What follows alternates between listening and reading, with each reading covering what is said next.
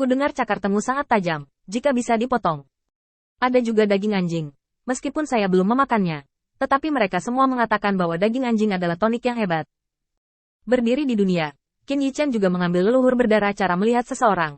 Ide pertama adalah bagian mana dari tubuh orang lain yang berharga, dan dia akan mengupas dan kram dan makan daging di setiap kesempatan. Namun, Bai Guanxing berdiri dengan bangga di langit berbintang. Mata ilahi putih dan birunya sedikit menyipit, tampaknya dapat menghubungkan kekuatan yang tersisa yang meledak di langit menjadi urat bintang. Saya melihat celah di langit berbintang yang ditusuk oleh cakar. Itulah yang dilakukan oleh cakar iblis dari Tengu. Kekuatannya menakutkan, dan jiwanya menghilang. Tapi Bai Guanxing tiba-tiba mencium sesuatu yang salah. Bayi berdarah akan ikut denganku, dan yang lain akan maju ke alam daoku. Setelah kata-kata itu selesai, Bai Guanxing tidak memberi semua orang waktu untuk berdiskusi. Saat dia menggulung lengan bajunya, Qin Yichen merasa matanya terdistorsi. Dan ketika dia menstabilkan sosoknya, dia sudah berdiri di pegunungan luas yang tertutup salju. Apa yang kamu lakukan? Apakah itu karena kamu bertemu Invincible? Putri Wenxing tidak mengharapkan Xiao Bai untuk mengatakan sepatah kata pun, dan meletakkannya di lengan bajunya. Sementara Kaisar Qingzu seperti teratai hijau, mencoba berakar di pegunungan yang tertutup salju. Dingin membuat tubuhnya yang lembut bergetar, tetapi dia masih mencoba untuk mengalami es dan salju dalam suhu. Apakah ini dunia Tuan Dao? Saya ingat saat itu, pegunungan yang tertutup salju di sini bahkan lebih megah, dan Anda tidak bisa melihat puncaknya sama sekali. Di dunia, hanya Bai Guanxing dan leluhur bayi berdarah yang tersisa, sementara Qin Yichen seperti menjulurkan kepala mereka dari lengan baju yang pertama, mengangkat tirai langit di langit gunung yang tertutup salju untuk mengamati bagian luar dunia. Saya melihat bahwa baik Bai Guanxing dan leluhur bayi berdarah telah mengurangi aura mereka. Dengan kekuatan keduanya, mereka tampak berbaur dengan bintang-bintang, diam-diam. Yue yang telah bertarung satu sama lain masih selamat, dan tidak sulit untuk menemukan jejak Tengu dan pembangkit tenaga surgawi. Namun, yang mengejutkan Qin Yichen, dia berhasil ditangkap terlebih dahulu. Selain itu, mereka sangat akrab dengan para pengunjung, dan keluhan mereka sangat dalam sehingga mereka tidak terkalahkan sama sekali. Saya melihat dua sosok berdiri dengan bangga di dunia. Sosok-sosok itu mengenakan jubah hitam, satu dengan senyum yin, dan yang lainnya dengan pedang surga dan bulan di tangan mereka. Apakah mereka dua murid leluhur hitam? Tanda seru. Gouzi, sudah lama sejak kami melihatmu. Bagaimana kami bisa menyelamatkanmu? Penguasa surga neraka tersenyum main-main, dan bayangan iblis di seberang keduanya seharusnya adalah Tengu setan besar. Dikatakan sebagai iblis besar. Pada saat ini, Tengu berubah menjadi bentuk manusia, dan sosok itu tidak perkiraan, mungkin mirip dengan Putri Wenxing. Putri Wenxing dianggap tinggi di kalangan wanita, tetapi dibandingkan dengan pria, itu hanya bisa dianggap rata-rata. Tengu memiliki sepasang telinga anjing abu-abu, rambut perak coklat, niat membunuh, dan energi berdarah. Meskipun tubuhnya tidak kekar, ia kuat, dan kekuatan iblisnya tajam. Ia layak menjadi yang hebat setan. Tetapi pada saat ini, Tengu itu jelas terluka parah. Cakarnya tajam, dan dia mencengkeram lengan yang patah berdarah. Gigi taringnya sedikit mengerang.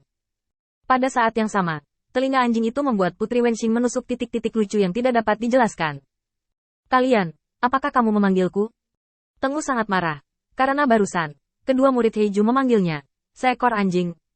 Tanda seru. Ya, apakah itu nama yang salah? Penguasa neraka tidak peduli. Dia memanggil Tengu seperti ini. Tetapi Qin Yichen menemukan bahwa orang kuat yang dikejar oleh Tiangu telah meninggal, dan tampaknya dia telah dibunuh oleh Kaisar Pedang Yanyu jubah abu-abu. Apakah ini pertemuan kebetulan dan membantu Tengu? Berdiri di gunung salju, Qin Yichen sedikit terkejut. Para murid leluhur gelap sangat baik.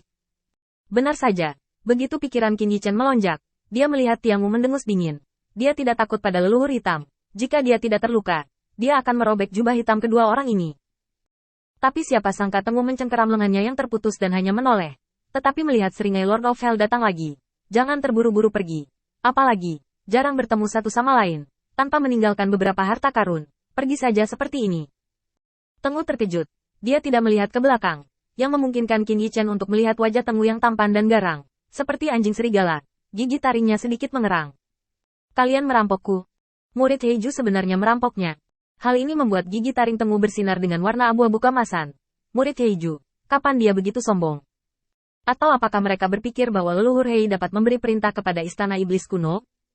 Namun, penguasa neraka masih acuh tak acuh, bahkan seolah-olah dianiaya, dan berulang kali menjelaskan, Guzi, kamu tidak bisa mengatakan itu. Kami membantumu menyelesaikan orang ini. Ada beberapa keuntungan, tapi tidak terlalu banyak. Jubah abu-abu Kaisar Pedang Yanyu juga berkata dengan wajah cemberut, ya. meninggalkan gigi taring atau menyerahkan manik angin emas adalah hadiah bagi kita. Holmstut, mutiara angin emas.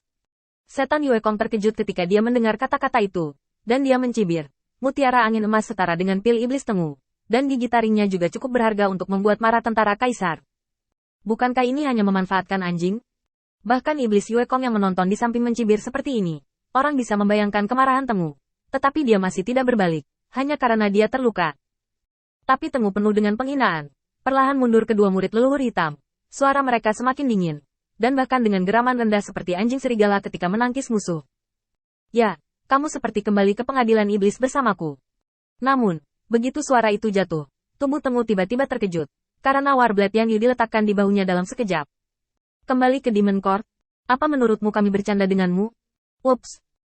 Pada saat itu, rambut perak coklat Tengu tiba-tiba meletus, berubah menjadi abu-abu kemasan dan cahaya gelap, dengan cakar iblis yang tajam, dan dengan keras mencekik pedang Yan Yu. Murid leluhur hitam itu begitu sombong sehingga dia berani menghunus pedangnya. Hei leluhur tidak berani mengatakan mendominasi dunia, belum lagi kalian berdua. Tengu sangat marah. Dia awalnya memperhatikan fluktuasi Daofa surgawi, dan mengejar dan membunuhnya sepanjang jalan. Namun, dia tidak berharap untuk bertemu dengan dua murid leluhur hitam. Pria dari surga dibunuh oleh abu-abu jubah kaisar pedang Yan Yu, dan putar kepalanya.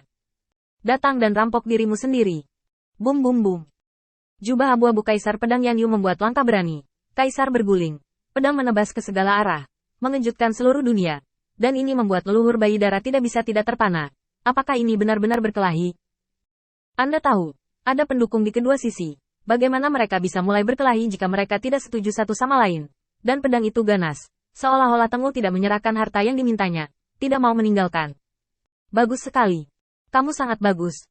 Saya berharap kekuatan istana iblis kuno saya akan datang nanti. Dan Anda berani menjadi sangat gila. Tengu adalah satu musuh dan dua, dan terluka. Bahkan jika itu ganas dan militan, itu secara bertahap jatuh ke angin. Dia tidak bisa tidak menggertakkan giginya dan berteriak dengan marah. Namun, jubah abu-abu Kaisar Yan Yu Dao tidak takut sama sekali ketika dia mendengar ini. Jangan khawatir, itu akan cukup bagiku untuk menghancurkan gigi taringmu sebelum yang lain datang. Leluhur kulit hitam tampaknya memiliki hubungan yang buruk dengan istana iblis kuno. Itu normal bagi para murid di bawah komandonya untuk bertemu dengan iblis pengadilan iblis, mengambil keuntungan dari api untuk merampoknya, tetapi ini membuat leluhur bayi darah terlihat bersemangat. Saya pikir kita harus menjadi nelayan. Tengu tidak memiliki banyak persahabatan dengan Anda. Jika Anda menyelamatkannya, dia mungkin tidak memikirkan Anda,